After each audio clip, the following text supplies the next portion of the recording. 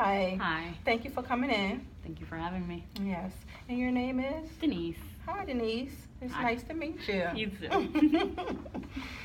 All right. So first, I would like to go over the confidentiality and first, though, our session. Mhm. First off, our session is recorded. Confidentiality is important. Anything discussed between us is between us. The session is for 45 minutes and it will be recorded. Anything that is discussed during this session is between you and I, and at the end of my course, it will be destroyed. I am a student at Delaware Tech Community College, and I appreciate you being a participant. However, I would like to let you know I am a mandated reporter, so anything that is discussed for self-infliction, causing harm to yourself, or anything towards children have to be reported. Okay? All right. All right. So what, and if you agree, please sign. All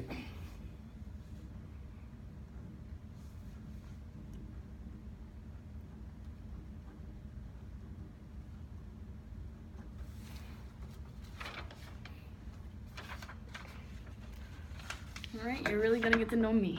Okay. I came here today. I just got out of a relationship, and to be honest, I'm kind of happy. At the same time, a little sad about it. Happy because, well, I felt like the relationship that we had going on in the beginning was perfect. It was like a dream come true, but I guess we rushed into it way too fast.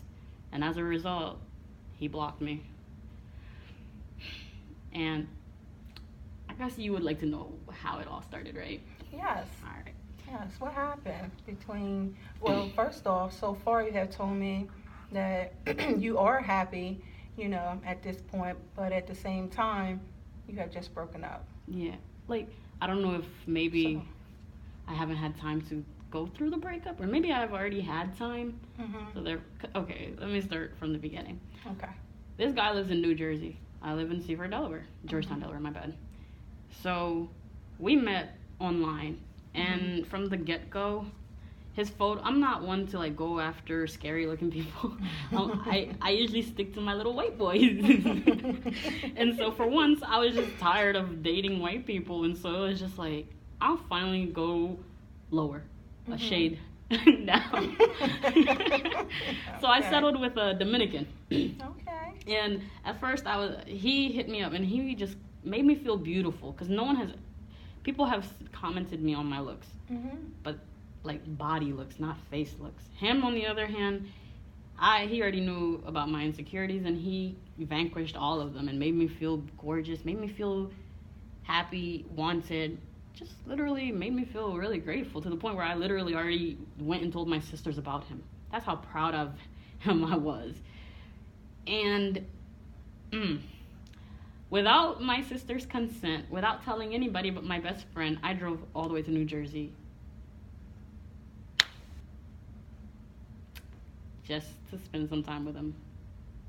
And I went early in the morning, so it was like maybe I left maybe 5 in the morning and got there around 7. And he already told me he doesn't like to go out that often. But you'd think that I'm all the way from Delaware. I don't know anything about New Jersey. Why don't you just take me out? And even though he doesn't work, he's a barber, so he works from home. And at that time, he only had about 8 customers a week. Not a day, a week. And so he would get like $20 from each of them, or maybe 10. So he didn't have money when I first came. I paid for our date. I paid for the gas myself. I paid for the tolls and everything. I paid for everything. And not that that was a problem. I was just happy to be with him and to finally get to meet him in person. So time goes on. Everything's going great. He calls me on the phone. The longest I've ever been on the phone with anybody was like 7 hours, and that was my best friend. Never with a guy. And him and I were 5 hours. How do you go 5 hours on a conversation? And so it was like I thought I had finally met my soulmate, and I was just ready. Everybody that came my way, I threw them off to the side because of how happy I was. But here's the thing. He wanted to stay private. Like, this is what he told me like 2 weeks ago before, 1 week or two. He said he's not, well, he told me that in the get-go, but I thought he'd be happy to at least, like, you know, make it known to his friends at least that he has somebody, so that way no one can go and talk to him. He lives all the way in New Jersey. I don't know what he's up to. Now, mind you, he's a little overweight, but he's still a good-looking guy, to me. I don't know about other people, but, so, anyways, he doesn't work, paid for everything, and all I wanted was for him to at least, like, give me a little credit for being his girlfriend. Not credit, but like make it known that you're proud to have me, at least. If you talk about me and make me feel this way, why can't you just exploit me a little? I don't even ask that much. Just like change your status to taken or something. I don't know. But I didn't ask for much. And he said he couldn't do that. He just, if anything happens, he wants to take his losses in private. And he was like, not that we're going to break up, but I like everything in private. I don't want anybody in my business. So I was like, understandable. Because, you know, and then another reason why he was like, I don't want to post us on Facebook and then a woman go into my inbox. And I was thinking, like, if they go into your inbox, tell them off just like you'd be telling me to tell guys off. And so anyway, I just let it go because I was just happy. So time goes on, and then his birthday, we've known each other for like a month and a half by now. And then his birthday comes by, but before his birthday, something happened. There is this other guy, we'll call him, well, you don't know him. His name is Jesus. He's Hispanic. I hung out with him 2 months before I met New Jersey. And we had smoked together. And by smoke, I mean marijuana. And he had asked me to be his fuck buddy. And I told him at that moment, no, I'm not that type of woman to go around and just fuck with the random guys. Even if I know you, it's just, I want commitment in something. So anyways, we just, after like maybe 2 days, I just never messaged him back. And we just felt like, it's just like one day and then one day you're out. So anyways, this guy hits me up again. And I thought maybe his motives changed because people change, and I already let him know from the get-go. So we're smoking, and then the next thing you know, he quickly goes in for a kiss, and I quickly back out of it, and I leave. And then I call New Jersey, and I let him know about it. And he didn't seem upset. And so I don't know. And so, well, he said we can work it through. Time goes on. It's his birthday. Now, one thing though, when I first went to go see him, he said he doesn't mind people that smoke marijuana. But for some weird reason, by him telling me that he doesn't like it, I lied to him and told him that I don't smoke it. So when I went over there, he smelled it on me. He asked me, did you smoke marijuana? And you know me, I was like, it's not gonna hurt him to not know. And so I said no. And then, but he smelled it all through my car, and so then I was just like, okay, fine. And he was like, why would you lie to my face like that? And I was like, it was a little thing. Because he told me how bad marijuana is, and how he wanted me to get off of it, and how he wanted a good life and everything. And so by me smoking weed, it was like a slap to his face, because it's like, I'm not listening. But I was listening. It's just, this is my life now. I just started it, and I'm kind of enjoying it. Not that I can't stop. I can stop whenever I want. It's just I'm enjoying it right now, you know? And so just the fact that I lied to him, even though I thought it was something small, he literally took it all out, calling me a liar and everything, like making me feel awful about what I did. And I told him I'll do anything to fix it. Anyway, so every once in a while he would call me a liar, and I don't like that word because I know I'm a liar. You don't have to keep saying it to me. And I spoke to him about that. I told him over and over and over again, what sense does it make you calling me a liar? You already know I don't like it, so why don't you stop? He was like, well, you know I don't like weed. I was like, well, you said you didn't have a problem with it, so what's the big deal? And he was like, you know what, it's cool. So his birthday comes, he didn't call me at all on his birthday. Come to think of it, he didn't even call me at all that week. I've been calling him lately. So after him finding out that I lied, he just started, his little freaking thing started deteriorating, his affection for me and everything, but it was still strong. It only got worse when we had sex, and I regret it now, because before we even met in person, I asked him, how do you feel about abortion and everything, and all that about his life, and he was like, I'm not for abortion. If two people laid down together, two people can raise a kid together, you know? So then I don't see my period for like a week. And I quickly tell him after that. And he was like, I'm not ready for a kid. You're going to go hurry up and get this abortion. And I'm like, you're not thinking. This is about me and you. And he was like, you're not thinking. Because how are we going to raise a baby? I live with my mother. You live with your sister. I don't even work. And you barely have a job. You're going to school. Do you really want this responsibility? And I'm like, I may not want it at this time, but I laid with you. And I asked you before I even laid with you, would you, like, how would you handle this situation? I'm not about to abort a child who I willingly, like, not willingly had it, but, like, you get it. Like, I had sex with you. We both knew what we were doing. You decided that you didn't want to use a condom. I asked you, use one, and you were like, no, I can pull out. So that's when his whole little thing started getting worse and worse and worse. I made 3 trips over to his house. He made 0 to mine. And that's a 2-hour and 30-minute drive. And I know he doesn't work, and his car sucks. But for some weird reason, I don't know. I just felt like, okay, I understand him. I know he's not. I'm going to stick by his side because I really care for him. So, anyway, now you're caught up. Have you... You're gone. Yeah. Okay. So far, you appear to be a little upset, but at the same time, you're just not understanding what is his problem at this point. Yeah. Am I hearing you correctly? Yes. From what I have heard was that you met him online. You both, been talking for about a month and a half. You made 3 trips up to his house. It was his birthday. He didn't even bother to give you a phone call, and you've been the one basically going back and forth and being committed to the relationship. You didn't want to tell him the truth to spare his feelings, but he's taking it out of hand by continuously calling you a liar, and that's not nice. Exactly. Am I understanding you correctly? You're understanding me perfectly. Okay. Now, on his birthday, I called him early morning, and I wished him a very happy birthday. And he said he was going to be busy. Too busy to talk to me. Come on, I know you have friends, and I know it's your birthday, but come on, you can at least spare me 10 minutes. But he doesn't do that. So by the time I call him, it's like around maybe like 10 or something. And he's like, oh, I went out. A friend took me out. And so we keep talking. And then finally I come to find out that this friend was a girl. A girl that he's been friends with for the longest. Now, mind you, after I told him that I had kissed a guy, he was like, oh, so you cheated on me. I was like, I didn't cheat.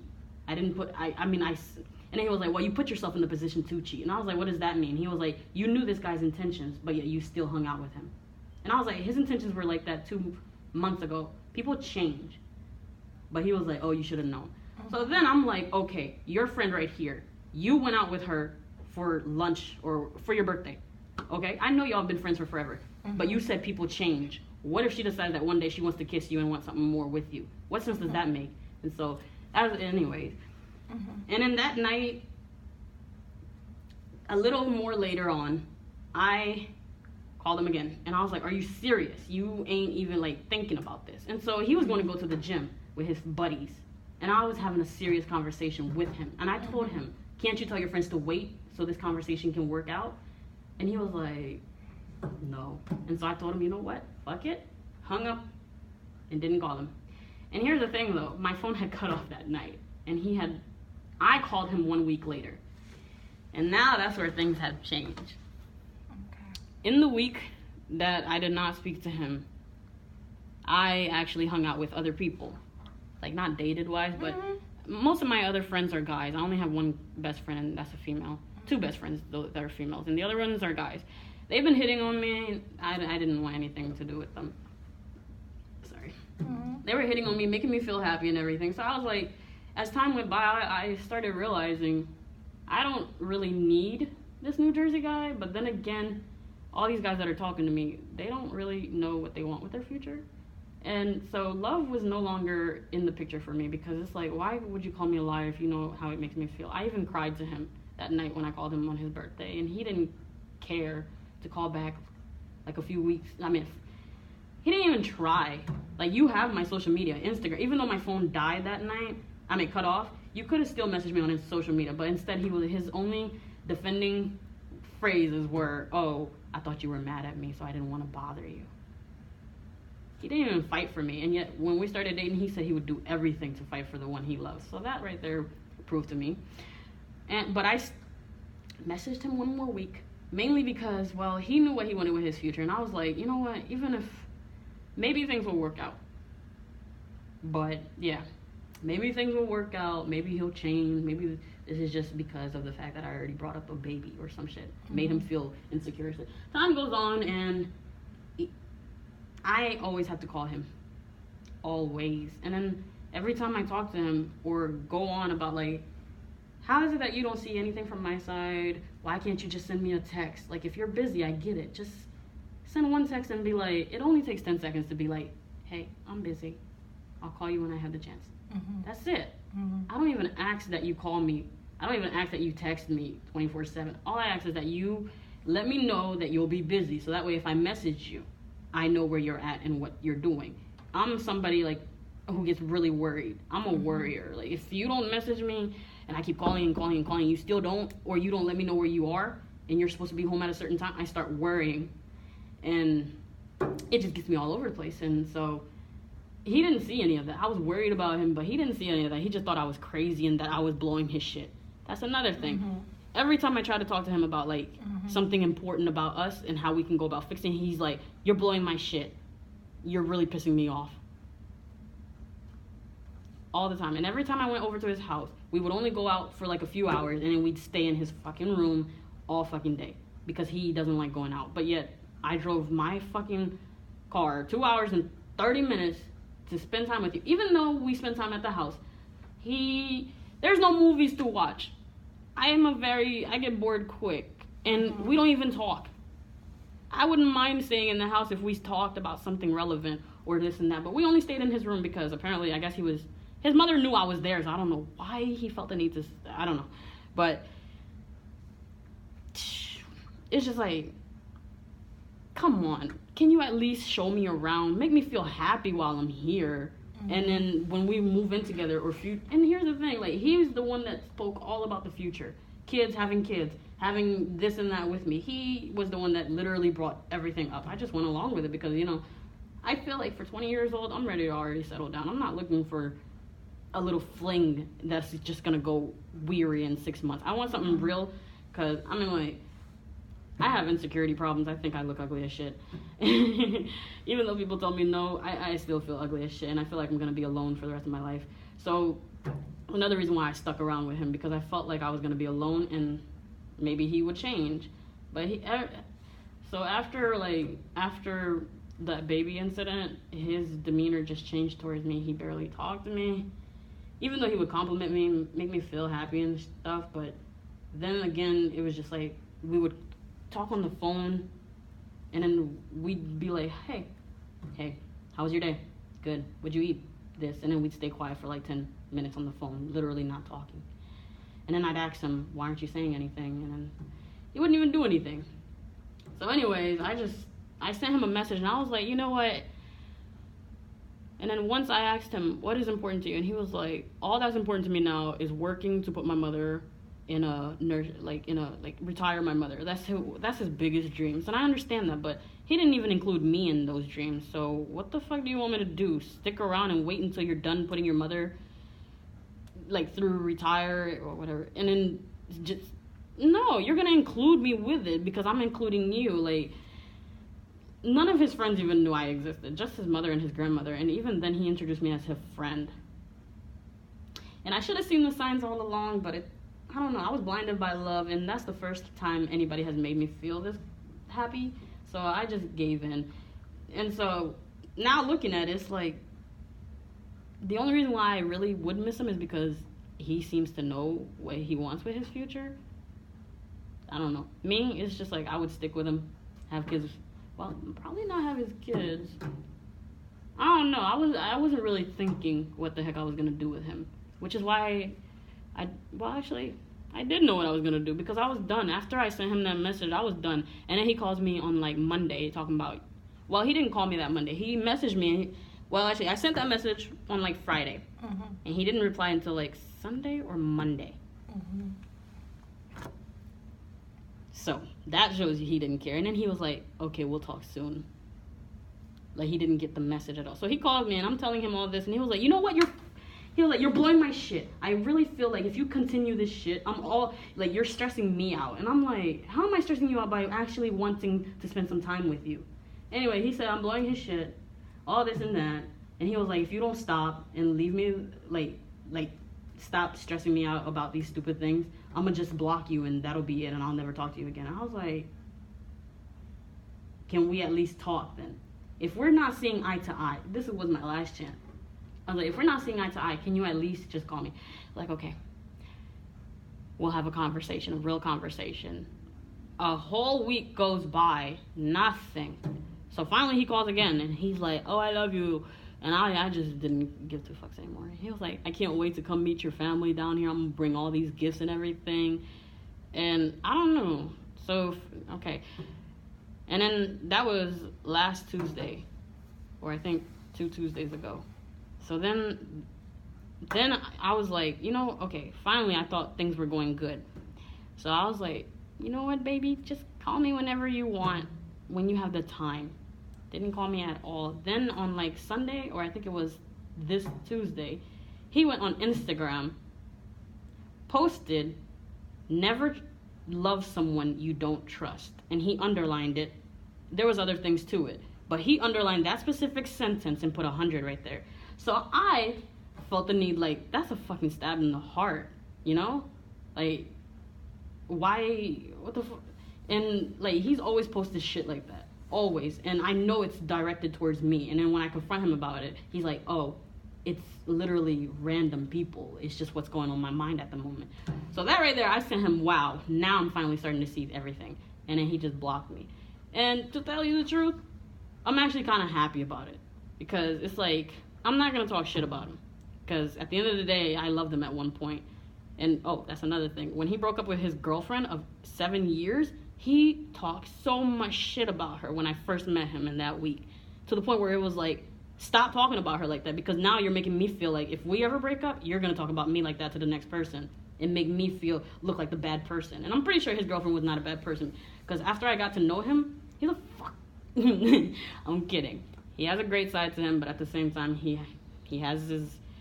That's all I'm going to say. But all I know is that I wish him the best, and I'm just glad that it's over. Because thinking about it now, you always called me a liar. Every time I talked to him, at one point I felt happy. And then by the end of the conversation, I would just be ready to end it with him. Like, hang up, because of the fact that he would just make me feel so bad about myself after a while.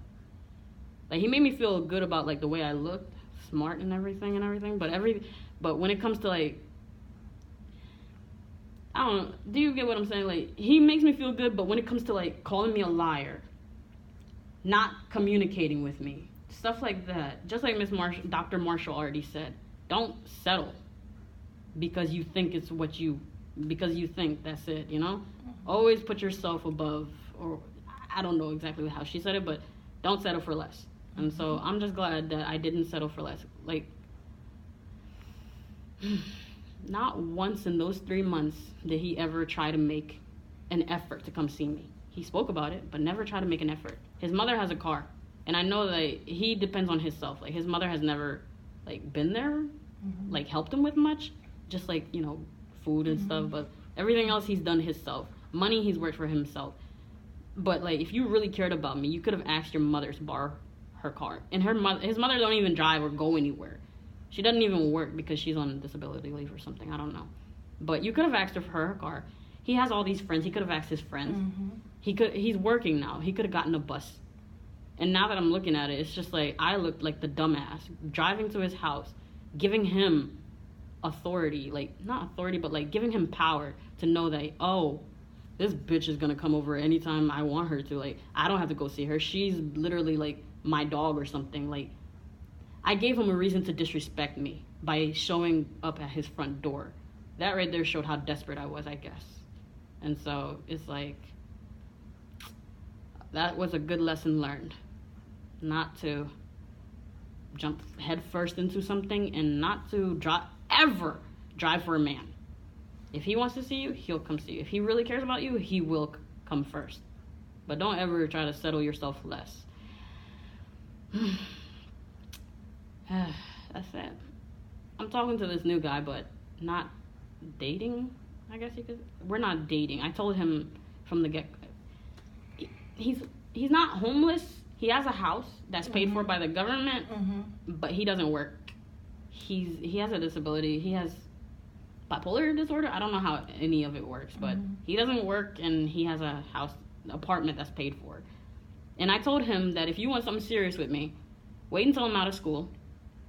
And between that time, I want you to work on yourself. Like, get yourself a job. Start buying stuff for your house. Like, really putting yourself in there. Because I told him, I can't settle for anything. If nothing less than me at the moment. Because I won't go through that again. And he was okay with it. So we're just going to build on a friendship. We're going to build on each other and see where it goes. But I hope this one. If not, well, my family plans on moving. So I'm looking forward to that. Starting fresh. Okay. So far, I have heard that you are, basically, what I have heard come from you is that you're really angry because you have went the miles because you really are looking for someone for long term, not short term. Yeah. And you thought that you actually found it into this guy. However, he haven't made initiative as far as taking you out, introducing you as, you know, his woman to his family.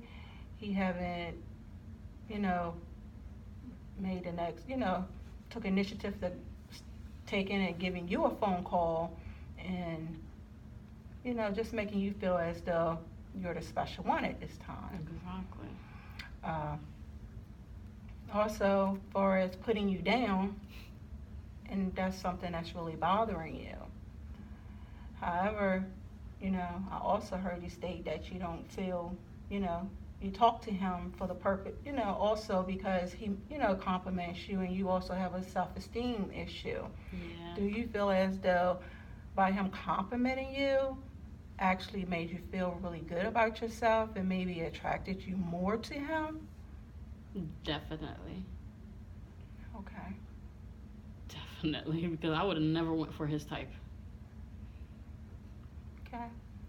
All right. Do you think that going forward that you could, you know, love yourself a little more?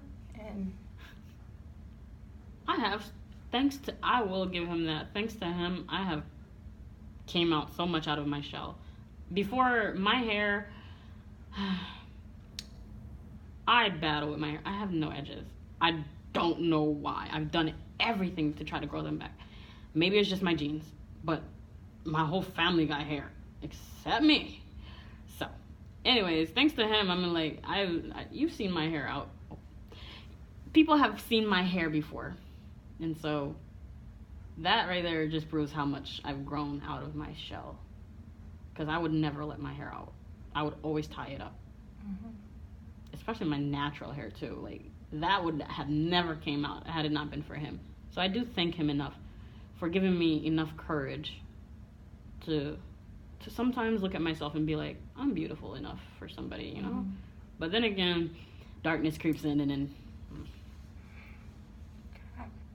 So, what I've heard was, with, you know, because you're the only one in the family with a certain, you know, not long hair or a certain, you know, type of hair, that kind of also it plays a part on your self-esteem. And like for years you've been covering it instead of being yourself. So you're kind of hiding instead of just being yourself. What do you think you could do probably to bring that out? Kind of goal could you work on? I think you already started working on a goal actually by just wearing your natural hair. I did. And it's beautiful. I did start a goal. That's what you're getting, right? A goal, right? To like finally, yeah, that's like one step towards coming out. Another one, it was like, Another one, it was wearing makeup. I always wore makeup, but now it's like I can go out without putting makeup. And by that, I mean like, okay, the makeup that I mean like now. When I say makeup, I mean like putting powder and foundation. Mhm. That's makeup to me. My other type of makeup, which is like the no makeup look, I just do my eyebrows, put a little eyeliner, and I'll sometimes wear a little black eye lip thing. And so yeah, and once I managed to go outside. Like I have gone over to my friend's house and they're guys, and I've had a crush on like maybe one or two of them before. Mhm. But I have literally gone in front of them with nothing on my hair, Awesome. no makeup on my brows, nothing, just like ugly. And they thought I looked okay, but I thought I looked a hot mess. But that right there just like boosted my confidence too. Yes. So yeah, I've started like making, which is another reason why I felt like I don't need him anymore. Like thanks to him, I feel a lot more comfortable with myself. Mhm. At the same time, I just need help. Like I know I need help with lying, because he was not lying about that. I shouldn't have lied about such a little thing. That probably right there could have saved so much arguments and stuff, and probably we could have probably still been going strong. But I really do need to stop lying, because I hate that about myself too. But I lie mainly because I don't feel like it's gonna hurt people by just saying this little thing, you know? Do you think you could work on that? Just being honest. Oh, I have. That could be- I've started becoming honest, and the truth hurts for some people. It does, but being honest is a good thing. Do you think that you could work on that? Yeah, I'm still going for it. Okay. So far, I've started being really honest with my friends and my sisters. Like, I have. Sometimes I'll lie about something super small. Like, what did you do today? I slept. Or, like, okay, like, with my phone, somebody texts me and I'll, like, probably lie. And then, like, I don't know why I do this, but somebody will text me and my phone will not remind me. And so by the time I see their message, me personally, I feel like they're going to look at me and be like, oh, she don't want to talk to me. Or she's ignoring me, even though I haven't read the message. But I automatically feel like they're going to think like that. So therefore, I quickly go on there and be like, sorry, I was sleeping, I was cooking, I was doing this. But in reality, I just wasn't, like, my phone just didn't remind me. And instead of saying, like, oh, my phone didn't remind me, because I know they're probably going to think I'm lying, I just go with something that sounds more truthful. Do you think that you're actually trying to spare other people's feelings? I always do that. Like, when it came to him and the weed, like, he literally gave me a 10-minute life lesson about why weed was not good and how it could ruin your life and how being caught with it. And so by that, me lying to him about the weed and, like, me saying that I don't smoke it, that was me sparing his feeling, because, like I said, it was like, if I told him that, like, if he knew I still did it, it was gonna be like a slap to the face to him, like, as if I wasn't even listening. Like, it went in one ear, I said okay, and then it went out the other ear as soon as I left his house. And so, yeah, I always try to spare people's feelings. I always put people's feelings before myself. And that's another thing I need to change, because Why do you think you need to put other people's feelings before yourself?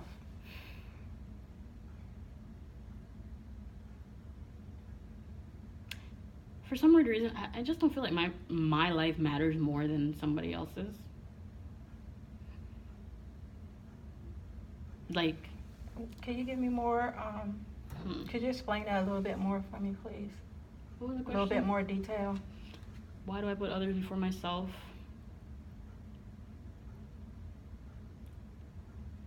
It's just a habit, I guess. I don't like people suffering or sad or upset Mhm. over anything. I love seeing everybody happy, Mhm. because, well, I aspire to be happy most of the time, so I want everybody to be as happy, because you don't know what one person is going through in their life. And, you know, I always say this to myself: you don't know what that person is going through, and your words could be the last things that they needed to hear. Like, Mhm. and so what you say to somebody could have very positive or negative effects. And so I try to make sure I say positive things and happy, good things, because I don't know, by literally, like, not helping somebody or something, I don't know. I try to be as good as I can. I don't know why. Well, I do know why, but it's kind of hard to explain, if that makes any sense. Well, you can explain it. That would be good. Why? Why do I? Okay. I feel like, okay, I've done a lot of things since 2016 when I graduated, when I turned 18. I've done so many things that I feel like God is just like laughing. And since then, I've grown so far from God that I believe that by doing good, maybe I can hopefully build myself up, even though I know that's not the way.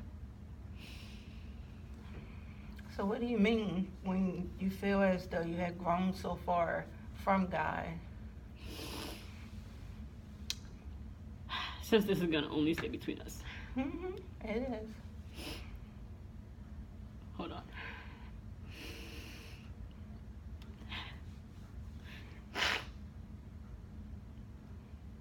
Okay.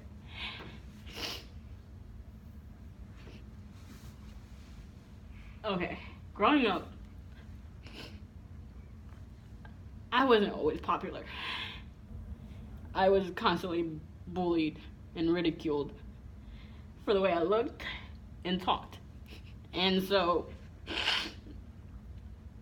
and then we, like, in my family, we had like this older person, and he always made me feel nice about myself, and he sexually abused me. So growing up, I always felt like I was ugly and that I deserved nothing for letting it happen and not standing up for it or telling anybody about it. And I just felt like God was like gonna punish me for letting my virginity go. And even though I was young, and even though it wasn't my fault, I still feel like it's my fault. So anyways, when I turned 18, one of my friends invited me out to smoke weed for the first time, and that's when I was introduced to weed. That night, instead of going to Bible study, I canceled Bible study and went to go smoke weed. And as a result, we ended up having sex. And in that moment, like right before it happened, I was telling myself, don't do it, just wait. I'm sure somebody will, like, you know, find love in you and like give you love, because I thought because I was unpure, no one was gonna want me. And so I just laid there with him, and it happened. And after that day, I felt so unclean. I felt the worst kind of dirty I've ever felt in my life. And that's when I felt like God would never forgive me. And from that point on,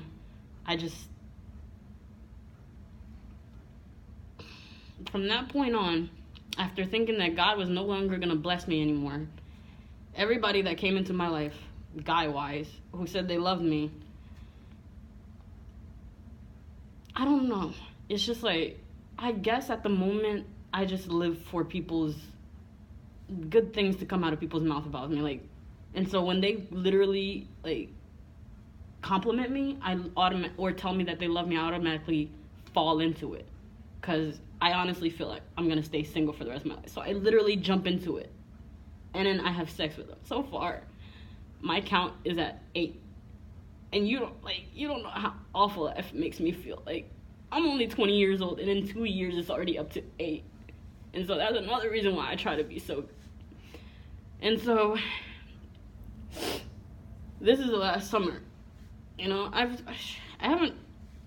this is my last summer where I'm gonna do this. My last year of doing this. Like, I really want to build up on my relationship with God. So by putting other people first, when I say I think my life is less important than theirs, that's what I mean. I've sinned so much to the point where it's like, if I die today, who's gonna even care? Like, I'm pretty sure I'm gonna go to hell right now. If I die right now, I'm gonna go to hell. I know it. So it's just like, that's how I feel. So far, I have heard you state that in your childhood, there was someone that had took advantage of you. And by this individual taking advantage of you, it had made you feel as though you had committed the biggest sin in your life, and that God would not look at you the same anymore. And that you feel as though because your count is up to 8 for as individuals, God is not going to look at you the same also. So right now, it's like you're trying to win back in with God by trying to put other people first. By trying to do good for people, yeah. But I know that's not the way.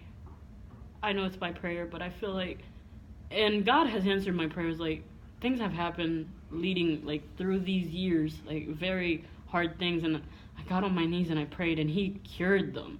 Like, God has blessed me so much, but I feel so, I don't know what's the word for it, but I feel guilty, and I feel, there's another word for it where it's like you're hiding, because you know, because personally, I think that, I feel like He's mad, even though people's like, God forgives, but how can you forgive me when I sin and I'm consciously doing it? I consciously know that this is sin, but I still do it. I still go along with it. So to ask for His forgiveness and then do it again, it's like, I want help. I wish I could stop. I'm trying to give up weed, and sex doesn't even appeal to me. It's the fact of like having a connection with somebody telling you that they love your company is what gets me. Like, sex hurts for me because I don't know what it is, but every time I have sex, it's painful. I don't like it at all. It's like, I don't know how can people do it so often, but I don't like sex. I just do it because of the feeling of having somebody there and saying that they love me. Even though I know my family loves me, it's just like having somebody else besides them, because that makes me feel wanted. It makes me feel happy about myself, and it makes me feel like if he would have sex with me, then that means I actually look okay. And ever since that incident happened back when I was younger, it's just like I've never ever looked at myself and like really, really thought like I'm actually something that somebody wants. I hear all that you're saying, and I also feel your pain, and I can hear it in you. Do you realize at the same time that you're giving the individual that had took your virginity power over your life? Do you feel that? You understand that? Do you think that you're able to take power back over your life? And here's where it hurts even more. I saw this guy like 2 weeks, it was this year. I had to go to court, and I had to stand and testify. Do you know how scary that is? And then for the jury not to believe me, they didn't believe me. And I know that I already forgave him and everything, but they didn't believe me. And then to add on that, my mother said, because of the fact she had to miss work, and she was like, why didn't she just keep it to herself? And I love my mother, but her saying that really put me even deeper, because it was like, it's my own mother. And it's, I don't know, it's just, I know she loves me, and I know she didn't mean those, but it's like having people not be able to believe me, even after I told the truth, after all those years. It hurts. So by sparing people's feelings, I lie, because I don't want anybody to feel what I had to feel when somebody, I don't know how to describe it, but it's like, if I tell the truth and no one's gonna believe me, it's just like, I don't care anymore. That's how I go through life now. I just don't care. I've lost all motivation for school. Most of the motivation to even live. And the only reason why I'm still going right now is because I want to provide for my father. Because coming to America with 4 kids, not even knowing the language or even anything, he provided for us. He put us through everything. And I know he worked his behind off to put us where we are now. To give me the ability to be able to speak English, to go to college, and then I'm doing all this. I'm smoking weed when I should be putting more effort into school. When I was in high school, before I even turned 18, I was all about school. I wanted everything, and suddenly and even though I was going through that depressing stage, I still wanted it. And now it's like, after those events took place, that's the most unclean I've ever felt. And I just feel like I could never come back from that. I can't be pure. I'll never be pure. I can never go around and tell my new husband, you're my first, like, that'll never happen for me. But you do know God loves you, no matter what. And No matter what, we all sin. We all sin, and our sins are different. Everybody's sin is different. Everybody's sin is different. And we're all human at the end of the day. And that's the most important thing you have to remember. And the first thing that you said, you want help. You did what you were supposed to do. You went to court. You told the truth. You didn't lie. That's a plus. That's awesome. I'm proud of you, Denise, for that. I am. Thank you. No matter what people think, at the end of the day, you got to keep pushing forward. You have to keep pushing forward, and you have to first love yourself, because you are beautiful, and you are strong, and you're going to make it. Do you feel like you want to harm yourself?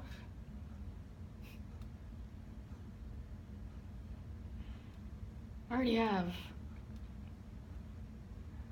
And I don't want to harm myself. I'd rather just end it before I even try to attempt that. But I know that if I did, I'd be leaving my family devastated. Okay, so we're at 45 minutes. And I'm going to allow you to continue talking, because if this helps you, because it's helping me. Because this is really a field that I want to be into. Because I can relate to you on the same level. But at the end of the day, you can't let nobody take power over you. Okay? I've been there. I've never been able to go to court or tell the truth or be able to tell somebody. I can't even tell my mom, because my mom would never believe me. Because her friends are more important to her when I was growing up. I still haven't told her to this day. And there were times when I was married, I could visually see this man on top of like he was my husband. And it bothered me. And it's just some kind of way I learned to block it out. And it's not that I'm blocking it, it's that I forgave him and I gave it to God and I just let it go. Because you gotta move forward, and I'm not gonna let that man take power over me. Because who's important, Denise? Who's important? We're important. Yourself. No. Who's important? God. No. Who's important? Me. You are important at the end of the day. If you cause harm to yourself, do you think God would like that? That's a sin. Murder, killing yourself, is a sin. You love